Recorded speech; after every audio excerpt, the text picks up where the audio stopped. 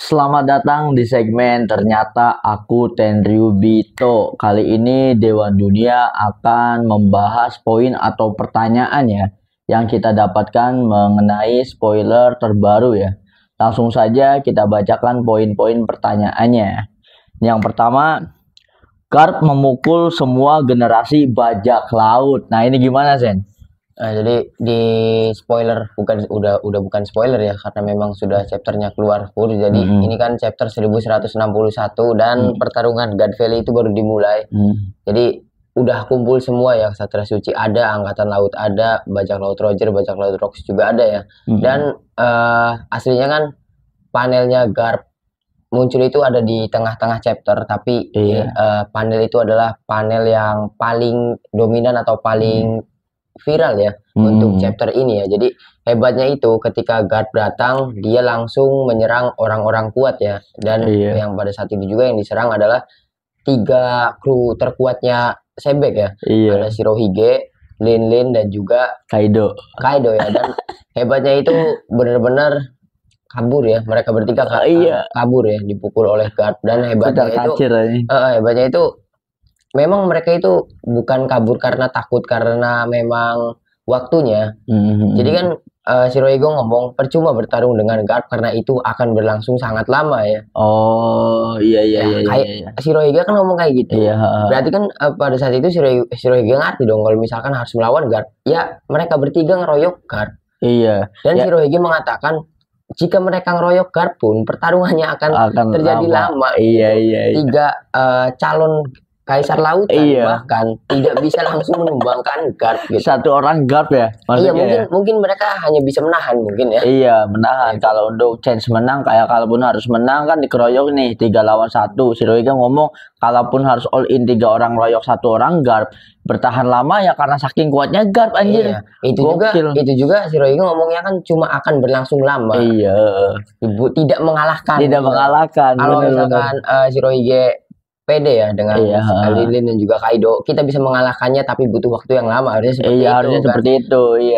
Ya ini karena dari sini juga kita tahu, jadi Garp itu benar-benar bedanya Garp dan juga Angkatan Laut yang sekarang ya. Shirohige kan sudah mengetahui ya kekuatan Garp seperti itu. Lin juga tahu ya, yang belum tahu kan Kaido, karena memang pada saat itu Kaido masih bocah, masih Rocky. Jadi seakan-akan Shirohige juga sering bertarung dengan Garp ya. Ya kan dia tahu dong, dia tahu level kekuatan Garp itu segimana ya. Bener. Jadi mungkin dari awal-awal Shirohige bahkan sebelum gabung dengan Sebek, mungkin Shirohige juga pernah bertarung dengan Garp ya. Tapi ketika panel tersebut muncul dan juga chapter ini muncul khususnya, kita tahu jika Garp itu berada di level yang lain ya. Bahkan betul. Yonko. Jadi ketika 3 orang itu menjadi Yonko, mereka itu memang di masa prime-nya, tapi masa prime-nya Kaido masih kecil lah. Big Mom dan juga Shirohige ya pada saat God Valley terjadi. Itu benar-benar masa prime-nya. Itu benar-benar masa prime-nya. Dan di panelnya kita lihat kayak Garp itu nganggap mereka bertiga calon Yonko ini kayak bocah. kayak bener ya, kayak bocah. Malah yang hybrid, yang takut itu kan waktu ini Sabo awal-awal diperkenalkan di rumah Dadan. Kan ada Makino dan kepala desa kan, mengunjungi Luffy dan juga Ace. Pada saat itu kan Luffy memperkenalkan Sabo. Dia juga ingin menjadi bajak laut kan. Setelah itu Garp marah, mereka bertiga dikejar-kejar sama sama Garp. jadi itu Garp itu nganggap Kaido, Shirohige sama Big Mom itu ya kayak Luffy sama Sabo anjir. Tanpa basa-basi mendarat dengan tinjunya, yang lain langsung kabur. Jadi uniknya juga gini, gara-gara panelnya udah bocor sebelum memang resmi dirilis, jadi gue udah bikin postingan di Facebook ya, Anime Multiverse. Jadi ini salah satu meme ya, pada saat kematian Shirohige kan naratornya menjelaskan dia tidak pernah memiliki luka di punggungnya karena memang dia tidak pernah melarikan diri. Dan uniknya ada yang komen gini, memang Shirohige tidak melarikan diri, dia itu berpikir pada saat itu karena jika bertarung dengan Garp akan membutuhkan waktu yang lama, jadi dia memutuskan untuk kabur. Kabur dan melarikan diri kan sama, malah lebih ini kabur kan, ibaratnya kan, lebih konotasinya lebih ini ya, lebih kocak kabur lah gitu ya. Gokil anjir. Jadi bener. narator pada saat kematian Shirohige itu salah berarti ya. Lu kurang update naratornya kurang update ya. Mungkin dia nggak, ya memang sih masih kurang update karena kan insiden God Valley benar-benar ditutup ya. Iya, Narator bener, juga nggak ya. tahu. Nah, jadi narator yang pada saat itu ngomongin kayak gitu, ketika chapter ini rilis kaget dia. Kaget ya. Salah gua ngomong. Kurang riset ya. Iya. Naratornya kurang riset anjir. Emang kocak banget ya. Sedahsyat itu kekuatan Garp sampai Shirohige aja kocar kacir anjir. Makanya ini nekat banget ya ketika Shirohige kemarin ada Garp bunuh, Garpnya nggak ngapa-ngapain. Iya, ya itu tuh. Jadi Ace itu adalah anak yang durhaka, bukan durhaka kepada ayah kandungnya, Iya. tapi ke ayah angkatnya Shirohige. Gua tahu kalau jadi aduh anjing anak ini tuh kenapa ditangkap Iya. Marineford lagi. Ada Garp Iya, lagi. ada Garp waktu muda aja gua lari. Apalagi pas ini ya. Iya, apalagi gua udah penyakitan. Udah impusan aja lawan Garp yang masih prima kan. Dan Gokil. hebatnya ya. Jadi kan mungkin pada saat Marineford dianimasikan atau masih berbentuk manga, masih diciptain oleh Oda manga, mungkin Oda belum berpikir skenario God Valley ini seperti ini ya. Iya bisa Tapi jadi. hebatnya itu ngepas loh. Ngepasnya gini, Garp tidak dimunculkan ke bawah untuk melawan Shirohige langsung.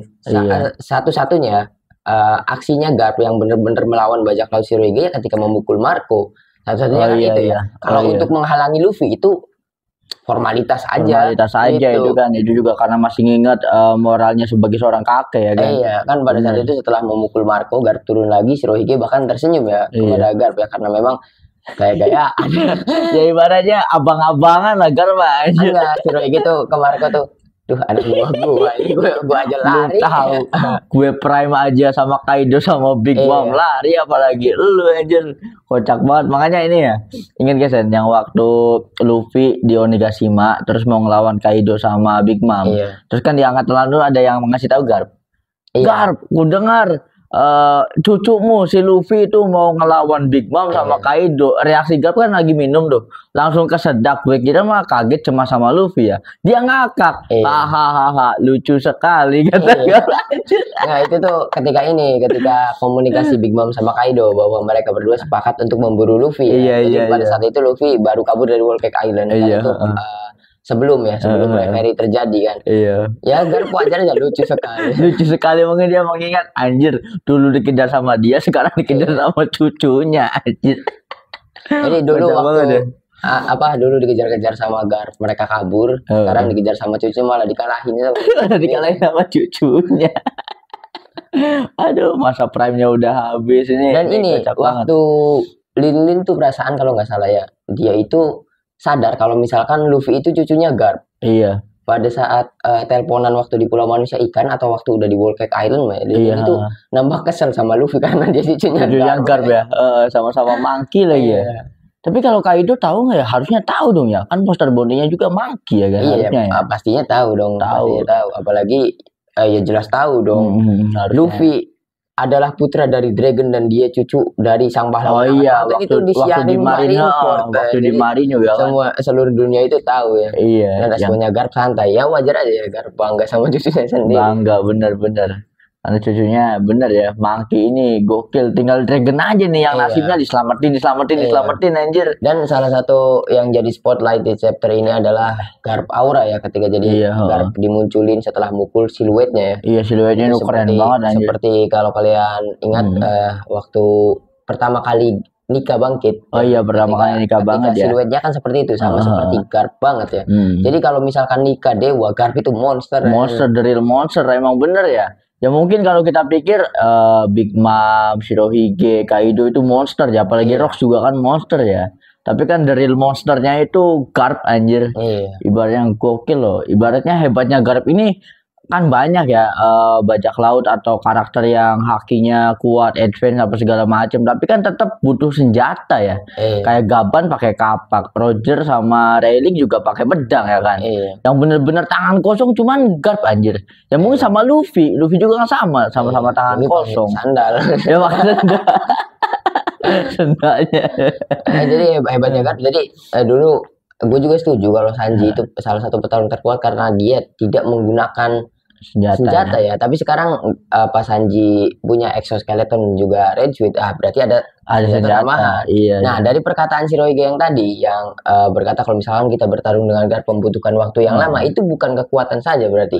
Garp itu memiliki durability yang benar-benar itu bawaan dari lahir, bukan dari exoskeleton gitu. Jadi Sanji ketika ditebas sama pedangnya yang itu gara-gara exoskeleton. Ya Garp makan ditusuk ya sama si Ryu. Jadi ditusuk ya ada lukanya gitu. Ada lukanya, tapi tetap bisa bertarung.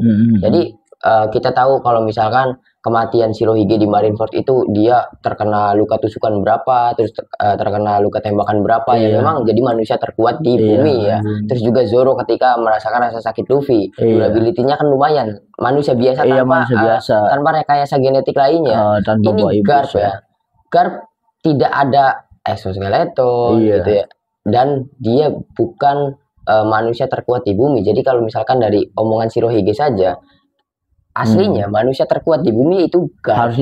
Harusnya. Cuman karena Garp udah punya julukan pahlawan angkatan laut, makanya kan bisa diborong semua. Makanya kan kita nggak tahu ya sedahsyat apa Garp sampai-sampai ya di flashback kemarin itu benar-benar ditampilin ya kekuatannya Garp itu kayak apa.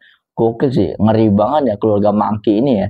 Gue nggak nyangka Sen kalau flashback Elbap yang mengisahkan God Valley ini sekeren ini, gue belum bener di luar ekspektasi sih. Keren banget. Jadi bener-bener gue juga bener-bener puas karena sebelum flashback ini dimulai kita itu selalu berharap God Valley itu dijadiin movie ya. Iya, kita berharapnya. Nah setelah dijadiin seperti ini, bener Oda itu bener dijadiin seperti ini. Soalnya kalau misalkan dijadiin movie aksesnya terbatas. Semua orang ya pasti terbatas banget.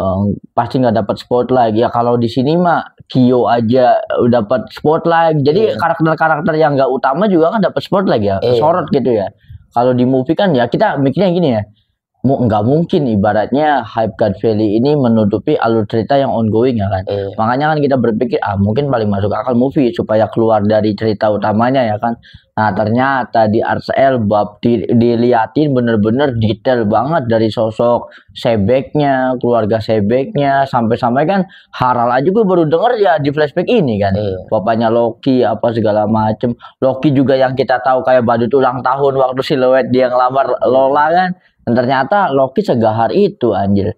Makanya wah keren banget sih udah Sensei. Kalau ya Senya, misalkan ketika Ars Elbap ini dianimasikan, terus animasinya itu kayak episode kemarin yang di Egghead, wah bakal keren banget anjir. Ya itu waktu kan sekarang One Piece itu episode 1141 dari 1140 lah ketika awal bajak laut raksasa datang. Jadi kan gua di video kemarin juga ngomong kalau misalkan animasinya udah seperti ini, jadi gue tuh udah nggak sabar nungguin Arc Elbap dianimasikan karena memang tadinya waktu Little Garden aja wah kelihatan agak pusing lah karena ukuran Dory dan juga Brogy dan juga karakter-karakter lainnya ya seperti Topi Jerami dan yang lain. Ini jadi pas ketika Egghead bajak laut raksasa datang dan mereka bertarung kan, mereka tuh motong-motongin kapal angkatan laut segala macam. Jadi bikin nggak sabar gitu. Animasinya udah keren banget kayak gini. Udah keren banget ya. Dan yang bikin gua nggak sabar lagi seperti yang kita tahu ketika episode penyerangan Hachinosu Galaxy Impact Garp dianimasikan,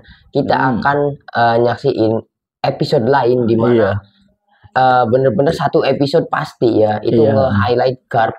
Garp betul, kayak kedatangan ke God Valley nih ya. Sampai ini Berion kok ya, nanti kita lihat animasinya ekspresi Lilin, Kaido dan juga Shirohige-nya dibuat kocak atau enggak ya. Biasanya Toei ngebuat kocak, jadi muka-muka kocak sekarang lah gitu.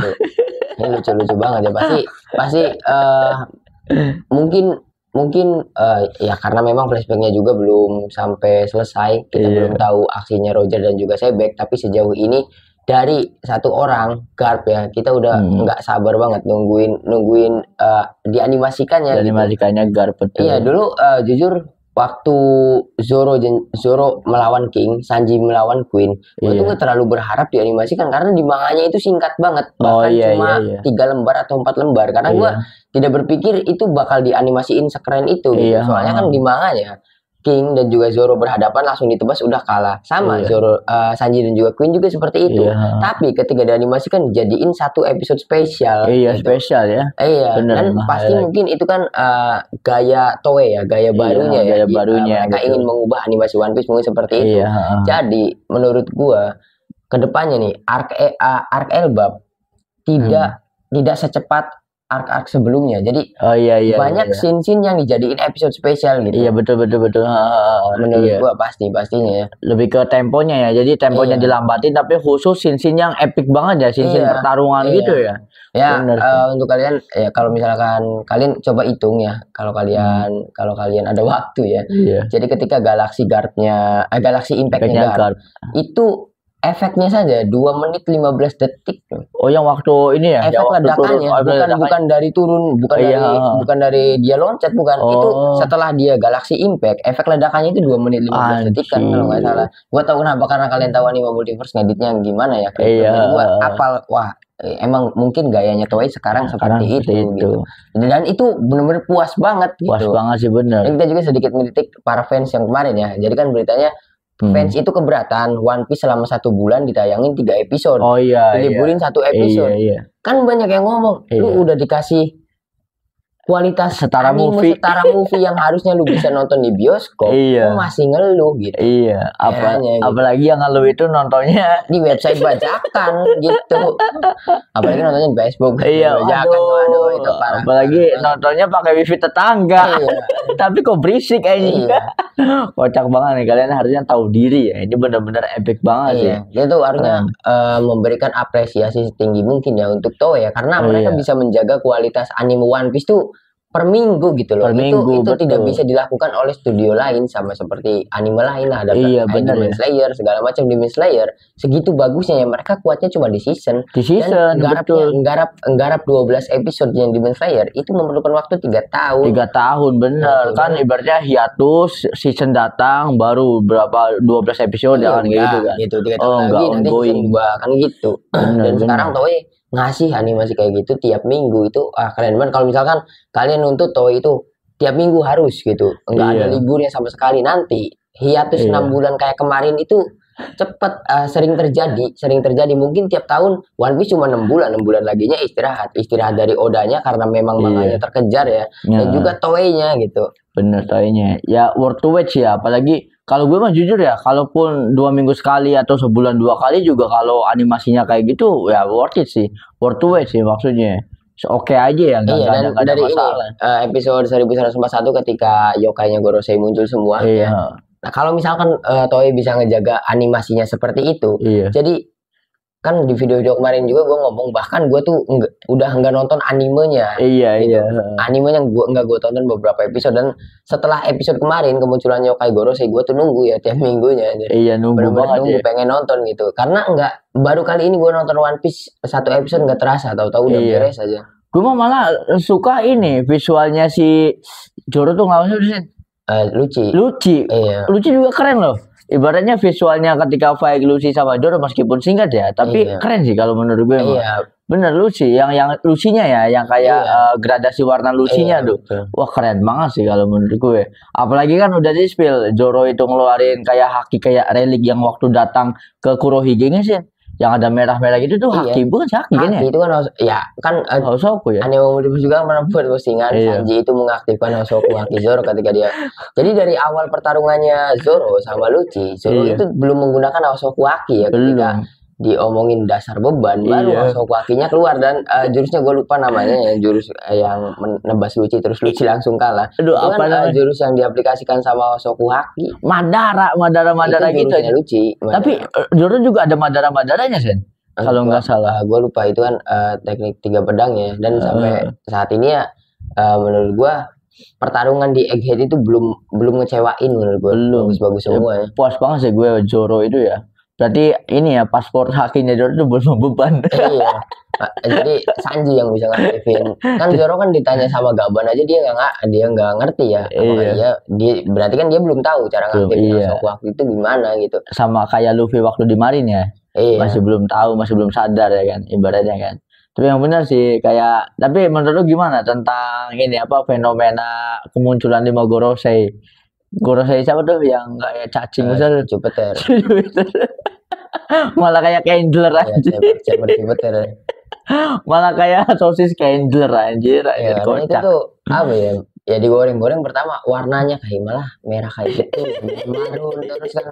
Emang bentuknya emang itu tuh sengaja kayaknya. Sengaja kalau memang. Jadi supaya ada unsur humor dan ada unsur kira-kira jadi bahan debat gitu kan. Dan memang kalau semua fans kan setuju kalau misalkan yokai paling keren itu Nusjuro ya. Memang paling keren Nusjuro. Dan Marcus Mars menurut gue salah satunya. Marcus Mars itu keren karena Marcus Mars kan yokainya gue lupa Itsumade kalau nggak salah ya namanya, yang burung itu dia nabrak ke Frontier Dome-nya Egghead kan. Itu menurut gue keren banget. Jadi semuanya keren ya tadi kecuali Jupiter ya. Sosis Candler anjir. Dan jadi kita tadinya kan ngebahas kan kita ngebahas episode terbaru sedikit lah. Dan ini apa salah satu hal yang bikin gua nggak sabar lagi nungguin arc Elbap dianimasikannya, salah satunya aksinya Dory dan juga Brogy. Episode 1901 keren banget tuh gua. Keren sih Dory dan Brogy, suaranya keren. Bayangin aja Gorosei aja diadu kayak gitu anjir. Kocak banget ya. Keren banget sih Dory dan Brogy. Jadi kalau menurut lu gimana sih nasibnya Garp ini ya di Hashinosu di timeline yang sekarang? Kalau langsung mati kayak gitu aja kayaknya nggak seru ya. Nggak bakal menurut gua.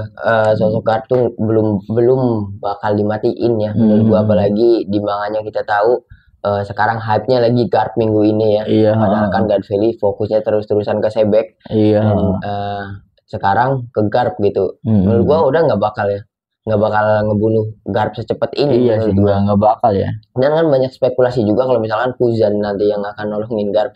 Masuk akal karena memang teorinya juga mengatakan kalau Kuzan itu adalah salah satu pasukan revolusi ya. Itu hanyalah teori tapi masuk akal juga. Tapi untuk apakah Teach membunuh Garp? Kalau membunuh Garp, Teach itu menurut gua tidak punya kepentingan yang tidak ada yang hal yang menguntungkan. Secara Garp bukan pemakan buah iblis, jadi nggak ada yang diambil. Nggak ada yang diambil gitu. Ya. Apalagi kayak kalau ya Teach ngebunuh Garp ya itu dapat ancaman baru buat Teach sendiri ya. Entah itu reaksi dari Luffy atau reaksi dari Dragon. Sedangkan Teach kan emang tipe orang main aman kan. Enggak. Teach itu orangnya pinter mainin emosi musuhnya. Jadi paling menurut gua kalau misalkan Teach itu udah ngerti walaupun dia terus-terusan dihadang oleh Shanks, yang musuh terakhir dia ya Sanganika pasti ya, Luffy ya pasti. Luffy. Walaupun mereka memiliki musuh yang sama, sama ya, tapi Teach kan sama Luffy pasti nantinya bentrok.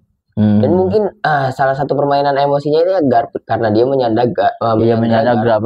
Soalnya waktu pertemuan di Impel Down, Teach manis-manisnya masalah Ace.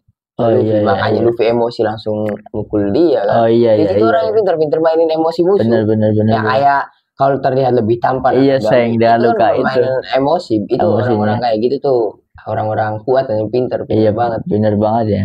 Bener keren banget sih tadi ya. Jadi untuk poin pertanyaan pertama tentang Garp ini gimana Sen? Yang memukul generasi bajak laut nih. Iya seperti tadi kita udah jelasin ya Garp dari era prime-nya Shirohige bahkan eranya Sebek dia udah dianggap monster oleh orang-orang yang menjadi monster di era yang sekarang. Garp sudah dianggap monster oleh orang-orang tersebut.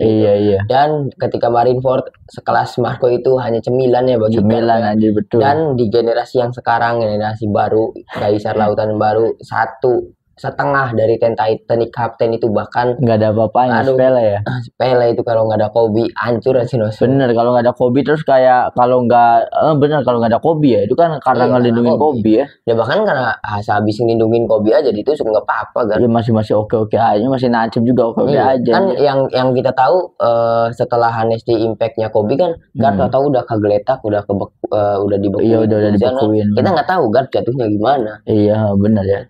Memang sekuat itu anjir Garp itu sampai era-era sekarang juga ya. Wah gokil sih. Jadi kita langsung lanjut aja sih ya ke poin selanjutnya ya. Untuk poin selanjutnya adalah God Valley adalah alasan mengapa Dragon membentuk pasukan revolusi. Nah ini gimana analisanya? Ini juga salah satu hal yang unik ya dari God Valley. Jadi God Valley itu bener-bener di luar krunya Luffy ya, di luar karakter utama dari One Piece itu sendiri yaitu krunya Luffy. Jadi God Valley itu sekarang kayak kunci dari misteri yang belum terungkap. Belum terungkap ya, bener ya. Iya, dan gua untuk menanggapi poin ini, jadi kita tahu ya perannya Dragon di God Valley itu seperti apa. Seperti apa dia kan menolong Shanks dan juga Shamrock, bahkan dia diincar oleh salah satu dari Satria Suci karena tembak ya. Dragon ditolong oleh Shirohige karena Saint Meifi atau siapa gue lupa namanya, dia kan ditebas oleh Shirohige. Jadi Dragon selamat. Meskipun katanya nggak sengaja. Iya, ya emang nggak sengaja kan pada saat itu kan ini apa Shirohige robos aja kan, diselamatin nggak sengaja pada saat itu. Itu kan keren banget ya. Dan pada saat itu kan pasti dari awal datang ke God Valley, Dragon kan udah ngebangkang atasannya ya karena ya kan dia kok kaget kok seperti ini gitu, angkatan laut yang melindungi masyarakat atau penduduk malah kayak gini gitu. Dan pada saat itu kan momennya itu pas banget karena Dragon ketika di God Valley dia bertemu walaupun tidak ngobrol gitu dengan para petinggi pasukan revolusi yang lainnya ya, Kuma, Ivankov dan juga Gini. Kayak seakan-akan Dragon ke God Valley itu ya benar-benar ditakdirkan. Ditakdirkan, gitu. Ada suatu alasannya. Iya. Dan gue berpikir gini, jadi setelah God Valley mungkin Dragon itu sudah ingin keluar banget dari pasukan dari angkatan laut, tapi dia berpikir dia belum sekuat yang dia inginkan untuk menghadapi musuh-musuh yang lebih kuat lagi. Jadi dia mungkin pada saat itu Dragon masih bertahan ya, karena mungkin mau keluar juga masih bocah, dimarahin guard mungkin, nggak boleh gitu. Tapi God Valley itu benar-benar kan jadi cerita. Kalau yang udah dianimasikan, para fans itu percaya alasan Dragon membentuk pasukan revolusi adalah insiden yang terjadi di Ohara ya. Iya, alasannya. Karena itu kurang tepat karena Dragon membentuk pasukan revolusi setelah apa yang terjadi di Ohara. Namun sebelum insiden Ohara terjadi, Dragon sudah ngirimin surat ke beberapa orang-orang kuat untuk bekerja sama dan membentuk pasukan revolusi. Salah satunya Dragon itu ngajak Vegapunk. Ketika Dragon bertemu di Ohara dengan Vegapunk itu ya. Dragon ngomong, "Kenapa kamu nolak ajakanku?" Itu sebelum insiden Ohara. Berarti kan emang niatan untuk membentuk pasukan revolusi sudah ada jauh sebelum itu, sebelum Ohara ya. Cuma kan Dragon menetapkan tekad Ohara itu tetap hidup di dalam pasukan revolusi kan gitu. Ya berarti kan insiden apalagi sebelum Ohara yang kita tahu ya eksekusi Roger dan juga ini God Valley. Apalagi Dragon ada di dalamnya. Di dalamnya bener God Valley ini ya. Apalagi emang jiwa-jiwanya Dragon ini ya penyelamat ya. Dari dia pakai senapan obat bius, ibaratnya peduli sama warga sipil, ngelindungin warga sipil, sampai-sampai harus melawan protokol yang ada yang dikasih sama seniornya apa segala macem. Emang bener sih. Nah, kalau menurut lu tadi kan ibaratnya Dragon itu setelah insiden God Valley masih stay di angkatan laut nih Sen, karena kan menunggu momen ketika mungkin usia lebih matang ya kan. Nah, pertanyaannya jabatan terakhir Maki di Dragon di angkatan laut itu kira-kira apa Sen? Jadi, nah ini juga yang menarik. Jadi God Valley itu terjadi 38 tahun yang lalu ya. Iya, dari timeline yang sekarang. Dragon sudah jadi perwira ya. Akainu masuk ke angkatan laut itu 36 tahun yang lalu. Jadi secara umur di angkatan laut Dragon senioran kelas. Iya, lebih senior Dragon kan. Kelasnya Sakazuki ya. Dan kalau misalkan ditanya apa pangkat terakhir, mungkin menurut gua cuma sampai kapten ya. Bukan sampai vice admiral. Enggak, menurut gua kalau menurut gua soalnya mungkin vice admiral mungkin masih mungkin ya, wakil admiral ya. Iya, wakil admiral ya. Jadi kan 8 misalkan Dragon keluar pas soalnya pas waktu eksekusi Roger aja Dragon itu udah keluar. Udah keluar waktu itu. Iya, udah keluar kan, udah pakai tudung itu nyaksiin Roger kan. Ya paling ya menurut gue cuma sampai vice admiral lah. Kalau misalkan orang memiliki prinsip atau orangnya idealis, Dragon orangnya idealis ya. Berpegang teguh pada prinsipnya jika hal yang dilakukan oleh angkatan laut kepada God Valley itu salah. Kalau gue jadi Dragon, gue juga nggak bisa nahan, nggak bisa nahan lah. Gitu. Nggak bisa pura-pura tetap ini ya, tetap dalam perintahnya pemerintah dunia atau angkatan laut ya. Mending juga langsung keluar kan. Dragon kan nggak kayak bapaknya kan. Bapaknya emang tetap berusaha untuk tetap di dalam gitu. Di dalam. Ya, menurut gue yang paling pantas sih vice admiral ya. Kan banyak yang ngomong mah admiral. Iya, banyak ngomong admiral katanya. Jadi admiral sebelum Sakazuki, Aokiji sama ini Kizaru ya kan. Iya, soalnya kalau misalkan gitu waktunya kurang tepatnya gini. Pada saat itu fleet admiralnya itu Kong. Iya, Kong masih Kong ya. Ya admiralnya Sengoku, Tesuru dan juga Garp. Iya. Pada saat Roger dibunuh, dieksekusi ya.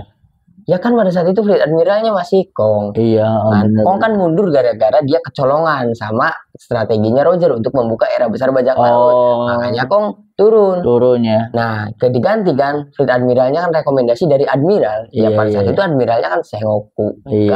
Yang datang ke Edward aja itu Admiral. Sengoku udah jadi Admiral kan, udah jadi Admiral gitu. Jadi kalau misalnya untuk Dragon ya paling ketika dia keluar dia jadi Vice Admiral gitu. Karena Dragon di angkatan laut itu ketika di masa Sengoku Garp dan juga Tesuru di masa prime mereka. Prime-nya gitu. Bener. Ya apalagi kayak Dragon itu kan nggak ngejar karir ya. Yang dia masuk angkatan laut gara-gara disuruh bapaknya. Anjir. Bener disuruh bapaknya. Ibaratnya orang zaman dulu anaknya harus jadi PNS ya. Dragon juga kayak gitu anjir. Bener ya, menarik. Tapi kalau menurut gue mah semoga saja ya suatu saat di cerita One Piece ini akan diceritakan alasan kenapa Garp itu jadi angkatan laut sih. Gue masih penasaran loh ibaratnya kenapa gitu ya. Sosok Maki di Garp ibaratnya kekuatannya udah wah keren banget sih. Kalau bayangin kalau Garp itu ada di pihak angkatan bajak laut ya. Kalau bener banget sih ancaman buat Im Sama. Nah, apakah ada kedekatan khusus antara Garp dengan Insama ya? Apalagi apakah pernah ada dialog gitu sebelumnya? Kalau gue penasaran anjir. Paling ini pasti bakal diceritain kalau misalkan ceritanya ini berbelok lagi ngasih spotlight untuk Kobe ya. Masih diceritain pasti diceritain. Ceritanya gitu. Apalagi gue pernah ada teori ya. Teorinya itu bahasa Latin ya. Mungkin konten kreator orang Latin ya, orang-orang luar ya. Dia pernah mengatakan bahwa jangan-jangan Im Sama itu pahlawan. Maksudnya gini, ketika 20 kerajaan digabungin apa segala macam dan Im Sama itu harus menduduki tahta itu ya tertinggi ya. Itu karena Im Sama berpikir bahwa kalau bukan dia, kalau orang lain yang mimpin, itu bakal kacau katanya. Nah baru stabil kalau Im Sama yang megang kekuasaan. Ada teori kayak gitu ya. Kita kan nggak tahu ya. Ya kan lagi-lagi baik dan benar, baik dan buruk itu kan POV ya. Tergantung point of view. Ya mungkin POV-nya bajak laut ya yang benar bajak laut kayak Luffy dan kawan segala macam. POV-nya angkatan laut ya POV-nya Garp bisa jadi kan bahwa angkatan laut yang benar. Makanya kan benar gak sih yang waktu itu akan ada dibuatin cerita tentang angkatan laut itu. Gue pernah nemu postingan yang itu ada letter itu mah. Itu kayak fans letter juga. Itu tapi untuk spin off untuk angkatan laut sendiri gue nggak tahu. Yang jelas itu nggak tahu gosip, nggak tahu apa ya. Jadi bakal ada nanti kayak spin off zaman ketika Kuzan, Kizaru dan juga Sakazuki itu masih jadi letnan. Itu cuma nggak tahu itu berita dari mana. Gue juga lihat di sosmed ya sekilas. Ya kan ibaratnya gambarnya itu Garp kan yang paling gede kan ibaratnya kan. Jadi pada saat Kuzan, Sakazuki dan juga Kizaru masih letnan, yang ngedidik tuh Garp. Itu kan bakal dikasih cerita ibaratnya panggungnya angkatan laut ya POV-nya angkatan laut lah gitu ya ibaratnya ya. Memang benar-benar masih dilematis banget ya.